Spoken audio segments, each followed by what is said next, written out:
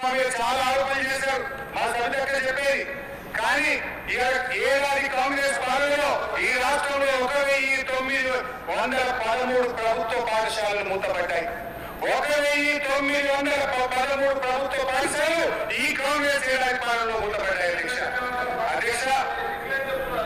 అధ్యక్ష ఇవాళ ఎన్నికల ముందు ఆ రోజు 25,000 పోస్టులతో మెగా డిఎస్సీ అన్నారు. కానీ 25,000 రాదు అధ్యక్ష, 5,000 నుంచి మెగా డిఎస్సీని దగా డిఎస్సీ చేసింది అధ్యక్ష. ఇక ఫీజు రియంబర్స్మెంట్ అధ్యక్ష బడ్జెట్ ప్రసంగంలో చాలా గొప్పగా చెప్పింది అధ్యక్ష. నేను చాలా సంతోషపడ్డా. ఈ ఫీజు రియంబర్స్మెంట్ తెచ్చింది కాంగ్రెస్ పార్టీ. ఈ ఫీజు రియంబర్స్మెంట్ గత బీఆర్ఎస్ ప్రభుత్వం సరిగ్గా నిధులు విడుదల చేయలేదు. ఈ ఫీజు రియంబర్స్మెంట్ ద్వారా మేము క్రమం తప్పకుండా డబ్బులు ఇస్తాం.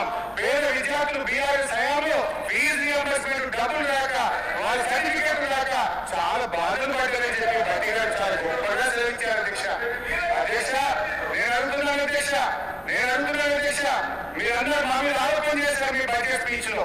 నేను అడుగుతున్నా, 15 నెలల కాంగ్రెస్ పాలనలో ఒక్క రూపాయల ఫీజు రియంబర్స్మెంట్ ఇదేనా మీ దళిత గిరిజన బలహీన వర్గాల విద్యార్థుల మీద మీకున్న ప్రేమ అని ఆవేదనతో అడుగుతున్నాను అధ్యక్ష.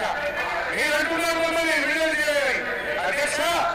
2 సంవత్సరాలు కరోనా ఉన్నా, దేశంలో పెద్ద నోట్ల రద్దు, ఆర్థిక మాంద్యం ఉన్నా 18,500 కోట్ల రూపాయలు ఫీజు రియంబర్స్మెంట్ కింద మేము విడుదల చేశాం.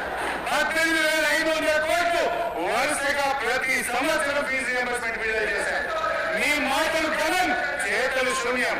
15 నెలల కాంగ్రెస్ పాలనలో ఒక్క రూపాయి ఫీజు రియంబర్స్మెంట్ విడుదల చేయకపోవడం ఇది చాలా చాలా బాధాకరం అధ్యక్ష. విదేశీ విద్య విషయంలో కూడా అధ్యక్ష కేసీఆర్ గారు ఈ దేశంలో ఎక్కడ లేని విధంగా అప్పు లేదు అధ్యక్ష. దళిత గిరిజన బలహీన వర్గాల పిల్లలు, మైనార్టీల పిల్లలు, ఇలా డబ్బుల పిల్లలు ఆయన అమెరికాలో, యూరోప్ లో చదువుకోవాలి. 20 లక్షలు గ్రాంట్ గా ఇచ్చి 6,000 మంది పిల్లలను 1,000 కోట్ల రూపాయలు నిలిచి చదివించారు అధ్యక్ష. కానీ ప్రభుత్వం వచ్చిన తర్వాత ఇవాళ సెకండ్ ఇయర్ ఫీజు కట్టలేక పిల్లలు చాలా ఆందోళన చెందుతున్నారు. ఆ ఫీజు రాక సెకండ్ సెమిస్టర్, థర్డ్ సెమిస్టర్ మధ్యలో ఆగిపోయింది అధ్యక్ష.